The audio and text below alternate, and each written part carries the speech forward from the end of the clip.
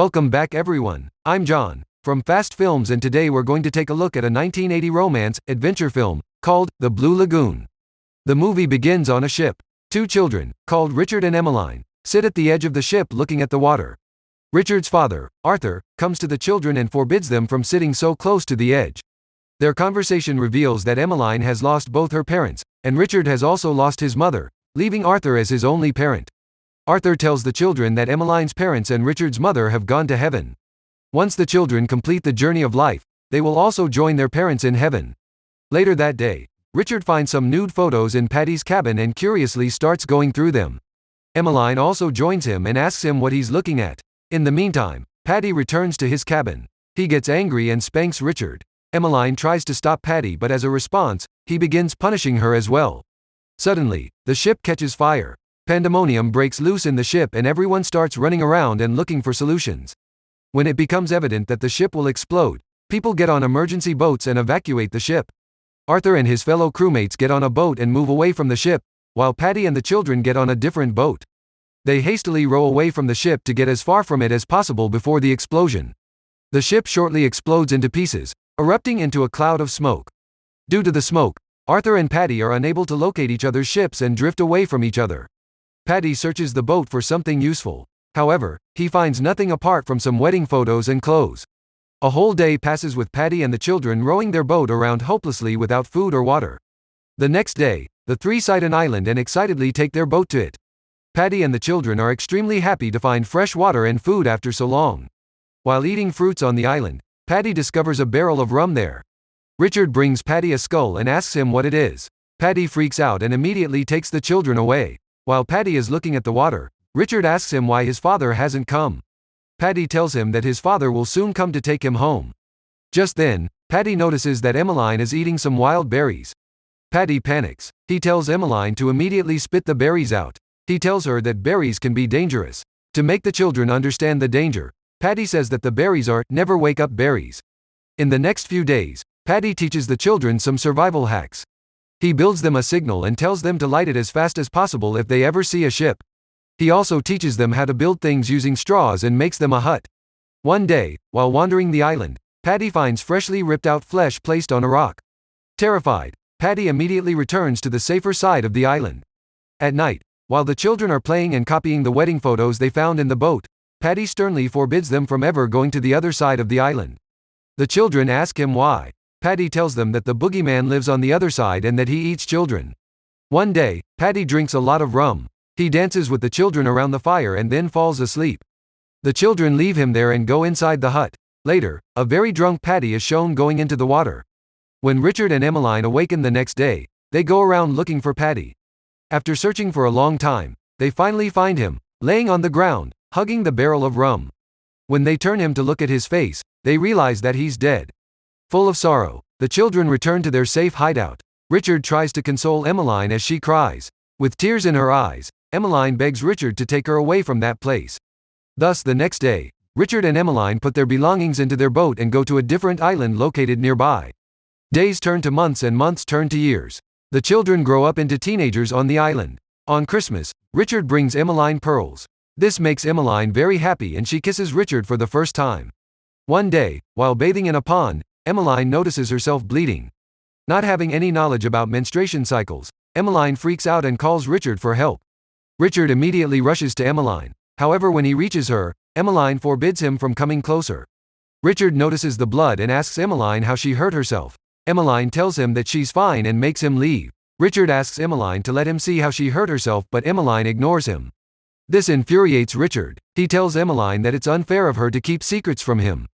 He tells her that she has changed and storms away.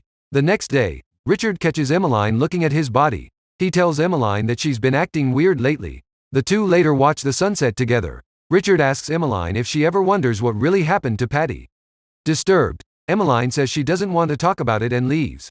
Later, while having dinner, Richard tells Emmeline that there are so many questions in his mind about nature which he wants answers to. While the two are playing around in their hut, Richard and Emmeline hear the sound of distant drumming. They freeze after hearing the sound. Richard wonders what the sound could be, but he tells Emmeline that he wouldn't dare venture into the other side of the island to find out since it could be the boogeyman. One day, Emmeline gives in to her curiosity and goes to the other side of the island where the sounds used to come from. There, she finds a huge face-like statue, made out of rock. Suddenly, a stream of blood starts dripping down from the statue. Emmeline runs back to her hut and tells Richard about this.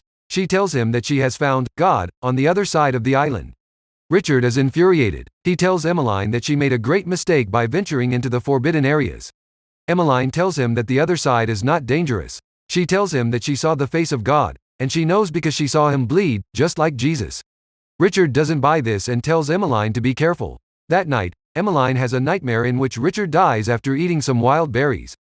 She wakes up, disturbed, and starts looking for Richard. Richard comes to her and comforts her. Emmeline asks him to promise her that he will never leave her alone. Richard hugs her and promises. Emmeline kisses Richard. But when Richard starts feeling her up, Emmeline stops him and moves away.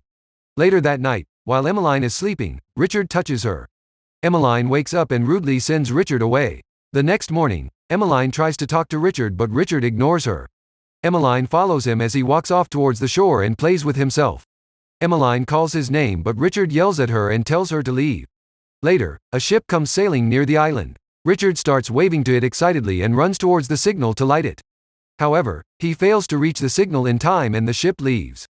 He notices that Emmeline had been close to the signal all along and asks why she didn't light the signal. Emmeline ignores him, which makes him even angrier. Enraged, Richard declares that he'll go home without Emmeline. He builds a raft out of straw and bamboo sticks and takes it into the ocean. Emmeline watches with a grin as the raft collapses and Richard returns. She taunts him and tells him that he'll never be able to make something strong enough to carry him home. As a comeback, Richard tells Emmeline that she has started to look funny now. Emmeline throws a coconut at Richard which hits him on the head. She rushes to him as he collapses and apologizes.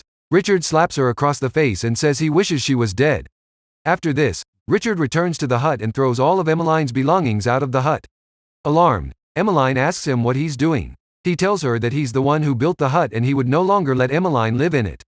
A couple of days pass with Emmeline staying outside, even in strong winds and storms, while Richard peacefully enjoys the comfort of his hut.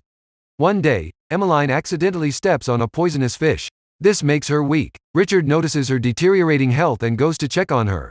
Realization dawns on him that if he ever lost Emmeline, he would be stuck on the island all alone. He begs Emmeline to stay strong and stay with him. Emmeline tells him to take her to God. Richard carries her to the other side of the island and lays her in front of the stone statue. With teary eyes, he says he didn't mean it when he said he wishes Emmeline were dead and begs God to save her. After some time, Emmeline moves and opens her eyes. Richard sighs in relief and asks her how she is. Emmeline asks Richard if he's still mad at her. Richard tells her that he isn't mad, he's only afraid of losing her. After this incident, the bond between the two strengthens. While they're eating fruits together, Richard and Emmeline start fooling around. They notice how their bodies change because of their proximity. They are confused by the strange things they're feeling. They let their instincts guide them and thus make love to each other for the first time. This discovery changes their days. Now the two start spending their lives on the island like lovebirds. After some time, Richard notices that Emmeline's appetite has increased. He comments on this and tells Emmeline that if she continues this, she will become fat. However, Emmeline seems to have no control over her hunger. Richard notices Emmeline's behavior and body changing. One day, he awakens to see Emmeline throwing up. In the following days, Emmeline also loses interest in lovemaking. This saddens Richard. He asks Emmeline if she has stopped loving him. Emmeline tells him that she does love him but it has started to hurt. She tells Richard that he can also feel her body change. With this, she takes Richard's hand and places it on her belly. Richard senses some movement inside and gets shocked. We're then taken ahead in time where Emmeline now has a visible baby bump.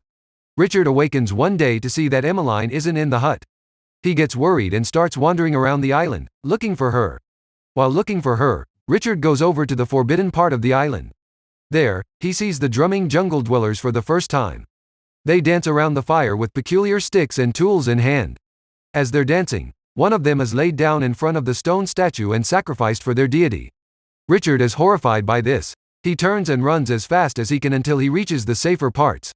When Richard returns, he hears Emmeline's screams. He follows them to see Emmeline, who's now experiencing labor pains. Richard tries to comfort Emmeline as she moves and squirms in pain. The agony finally stops after a while and Emmeline's baby is born. The couple is shocked upon the little one's arrival since nature's phenomena was unknown to them. The couple cradles the baby and brings it back to their hut. Later that day, the couple sits in front of the crying baby, wondering what it wants. When the baby starts suckling on Richard's finger, Richard tells Emmeline that the baby must be hungry. Thus the two start trying to feed it fruits and coconut juice, but the baby continues crying. To console the baby, Emmeline cradles it to her chest, and that's how she discovers what the baby actually wants. The couple names their child Patty and they all start living a happy life as a family. Patty soon grows up into a toddler. While walking with Patty and Richard on the shore, Emmeline asks Richard if he remembers their snowball fights. After saying this, Emmeline smears mud on Richard's arm. She tells him that it's freezing just like the snowballs they used to play with. The family starts playing around in the mud. A moment later, they see a ship approaching, but none of them go to light the signal, indicating that they are content with this life and consider the island their home. Arthur, now old with age, is seen on the ship. It's revealed that he's been out on the sea, looking for Richard and Emmeline for a very long time. He watches the family as it goes back, covered in mud, and says that they can't be Richard and Emmeline. One day, Emmeline requests Richard to take her back to the place where they used to live with the older Patty before he died. Richard takes the boat out and takes his family to the island they first used to live on. When they reach the island, memories come back to Emmeline and she refuses to go further inside. Richard tells her to wait and goes to get bananas. While Emmeline is waiting for Richard near the boat, Patty picks a few berries and puts them in the boat. Emmeline gets in the boat with Patty after a while and starts rowing the boat around near the island. Patty grabs one of the oars and throws it down into the water. Emmeline panics. She tries to get the oar but it's far out of reach. Richard returns with the bananas and notices the oar. He jumps into the water and grabs the oar. As he's swimming to the boat after this, a shark starts nearing him. Richard freaks out and starts swimming hastily. Emmeline throws the other oar at the shark and Richard gets into the boat with the one in his hand. They realize a bit too late that throwing the oar was a mistake. The shark keeps circling their boat and they're not able to get to the oar. Hence their boat starts drifting away. They spend some time in the boat, wondering how they will get to the island. Emmeline sees Patty eating the berries he had brought. She freaks out after looking at them since they were the berries the older Patty had warned them not to eat. Emmeline makes Patty spit the berries out but Patty had already swallowed a few of them. Later that day, Patty starts closing his eyes. The couple gets worried and tells him not to sleep since to them, once he slept after eating the never wake up berries, they would lose him. Not having any other solution to their problem, Richard grabs the rest of the berries and gives a few to Emmeline. Emmeline gets the hint and takes them from him. Both of them swallow the berries and lie together with Patty in their arms. On his ship, Arthur is told by his crewmates that a boat has been sighted. Arthur tells his crewmates to immediately steer his ship towards the boat. He approaches Richard and Emmeline's boat and checks to see if they are alive. Fortunately, these berries were not poisonous. The family was only sleeping. Thus, the children are reunited with Arthur after several years and the movie ends. Thank you so much for watching.